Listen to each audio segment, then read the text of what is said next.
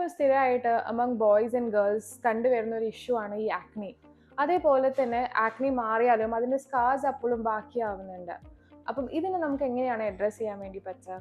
Acne സ്കാർസിൻ്റെ treatment പറയുമ്പോൾ ഏറ്റവും ബെസ്റ്റാണ് അതിൻ്റെ പ്രിവെൻഷൻ്റെ ഭാഗമായിട്ട് എപ്പോഴാണോ ആക്റ്റീവായിട്ട് ആക്നി ഉള്ളത് അതിനെ വേഗം തന്നെ ട്രീറ്റ് ചെയ്യാം. എത്ര വേഗം ട്രീറ്റ് ചെയ്യുന്നോ അത്രയും അതിൻ്റെ സ്കാറിങ് ടെൻഡൻസി കുറയും. അതായത് ആക്നി ക്രീം അല്ലെങ്കിൽ പീൽസ് യൂസ് ചെയ്തിട്ട് ആക്നെ കൺട്രോൾ ചെയ്യുക എന്നുള്ളതാണ് ഏറ്റവും പ്രിവെൻറ്റീവ് മെഷർ. ഇനി വൺസ് ആക്നി സ്കാർസ് വന്നു കഴിഞ്ഞാൽ പിന്നെ നമുക്ക് പ്രൊസീജിയേഴ്സ് ചെയ്താലാണ് ആ ആക്നി സ്കാർ നോർമൽ സ്കിന്നിലേക്ക് തിരിച്ചു കൊണ്ടുവരാൻ പറ്റുള്ളൂ. ഐസ് പിക് സ്കാർ ആണെങ്കിൽ ഭയങ്കര മൈന്യൂട്ടായിരിക്കും കാണാൻ, ഫ്രം ദ സർഫസ് ഭയങ്കര ചെറുതായിരിക്കും, പക്ഷെ ഉള്ളിലേക്ക് അത് ഡെപ്ത് ഉണ്ടാവും. അപ്പോൾ അതിനൊക്കെ പീൽസ്, സ്പെസിഫിക് ആയിട്ടുള്ള പീൽസ് യൂസ് ചെയ്യണം. അങ്ങനെ വരുമ്പോൾ ആ ഡെപ്തിലുള്ള സ്കാർ ഹീൽ ചെയ്ത് നോർമൽ സ്കിന്നിലേക്ക് വരും.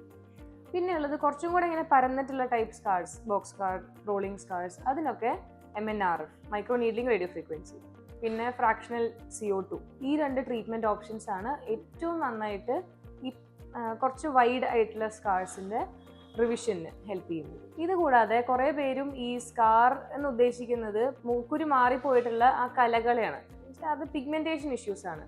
അത് നല്ലപോലെ വ്യത്യാസം വരും നമുക്ക് ഫേസ് PRP ഒക്കെ ചെയ്യുന്നത്. സ്കാർ എങ്ങനെയാണ് എന്നുള്ളതനുസരിച്ചാണ് നമ്മൾ ട്രീറ്റ്മെൻറ്റ് ചൂസ് ചെയ്യുന്നത്.